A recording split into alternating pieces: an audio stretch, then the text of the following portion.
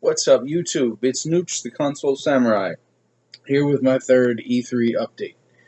And we've done Xbox, we've done Nintendo. That leaves one company left. And in this case, we really are saving the best for last, at least in my opinion. Let's talk about what PlayStation announced at E3 this year. I'd like to start with Destiny. Destiny is going to be cross-platform, but on the PS4, actually, it's going to be cross-platform, and this is going to be a really good game, I think. This is going to kick ass. It's an open world MMORPG shooter. It's the first of its kind, and it actually has a lot of potential to be pretty cool. But on the PS4, they announced that it is going to have an exclusive alpha, which actually starts this weekend, and I did apply. If I get in, I will keep you up to date. You get into the beta early, and there's also exclusive stuff. But this isn't just about how PlayStation version is better.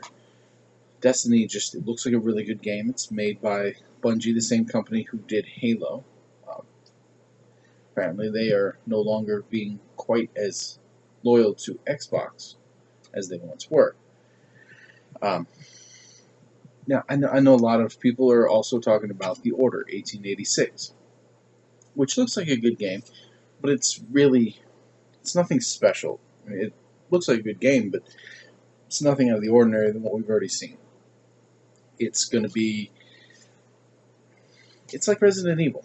It really is. But it's set in a Victorian era, which is a cool new setting, but still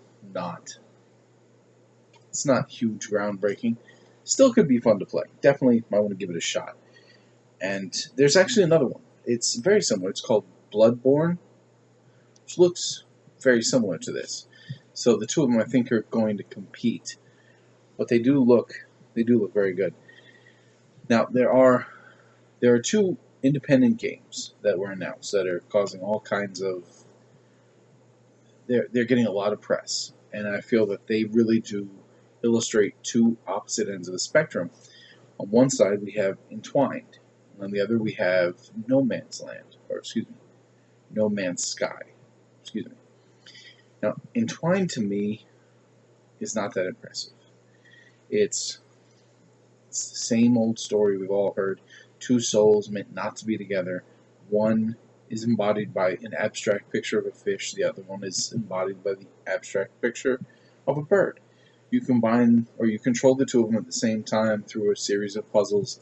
If you complete the puzzle, they come together, they form a dragon, and you create these abstract, organic paintings. And it's a little bit too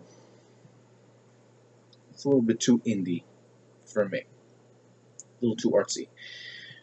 On the other hand, you have No Man's Sky, which it's this futuristic space exploration simulator. You start off on a planet. It's random for each planet. No two players will ever have the same gaming experience. You start off on this random planet, and you explore your planet. You explore other people's planets.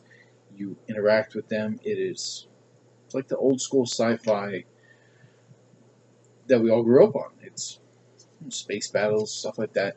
It looks really interesting. I'm looking to see more before I make a decision that I definitely do want to get this, but it looks good.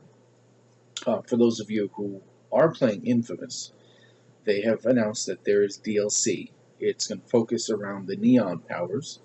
It's actually going to be, well, it looks like it's going to be the origin of how Vetch got out of prison. I believe that was her name. How she got out of the prison for these conduits, and how she got out and up until she meets the main character of Infamous. Now, you don't need Infamous to play this. It is a standalone DLC, but apparently if you do have Infamous Second Son, you're going to get some kind of bonus for it, which is really cool. Now, I'm not a really big fan of survival horror, but I have to say, the Dead Island trailer, I loved it. It was hilarious. The jogger that they showed at E3 was really funny. It really didn't give you any idea of the gameplay. It just was a really funny trailer. So I just felt I should mention that. One new interesting idea is this new game called Battlefield Hardline, which at first I thought it was going to be another military shooter. But it's not. It's actually not. It's a cops and robbers kind of military shooter, not like Crackdown or Saints Row. It's more, well, I guess it's more realistic. I believe a bank robbery is a large part of the game. It's part of the game focuses around this bank robbery, which looks interesting. So I may have to give that a shot. Um, Another big announcement is that PlayStation Now, we've got an ETA on it. They said ETA for the PlayStation 4 beta will be the end of July. It's July 31st. And there are more systems coming. The PS3 and Vita will be later in the summer, early fall, and Sony televisions will be able to get in on the fun at the end of the year, possibly. Okay, so what else did they announce? They showed a brief trailer of Mortal Kombat X. They verified it's X and not 10. If you're a fan of Mortal Kombat, if you liked previous Mortal Kombat on the Xbox 360 and the PS3, as gruesome as it was, this will definitely be up your alley. It is, from what I've seen, much more gruesome. It's got some really cool fatalities, really brutal, really cool fatalities, and the graphics look amazing. There are weapons, but I don't know if they're like the Mortal Kombat games from a couple years ago, where they tried to implement weapons and it was just a disaster. I think these may only be for the fatalities. Now, I know this isn't a game, but PlayStation also did announce this new show called Powers, which it seems like an interesting idea. It's kind of like Law and Order. They follow around two homicide detectives. One of whom used to be a superhero, and these two homicide detectives, they focus exclusively on cases of superheroes or supervillains. So that, I think, has potential. The first episode will be free to PlayStation players. The rest, obviously, you'll have to buy, but it'll be a good test. Now, I want to talk about, speaking of detectives, our favorite detective, Batman, is coming back. Arkham Knight looks absolutely amazing.